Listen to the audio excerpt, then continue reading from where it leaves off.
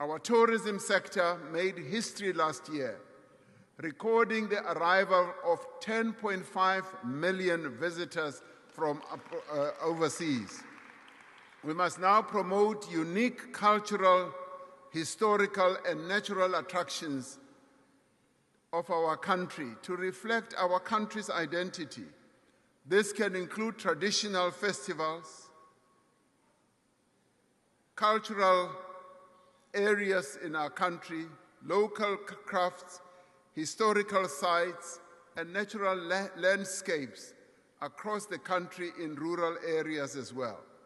As we strengthen our criminal justice system, we will make areas safer for tourists to visit.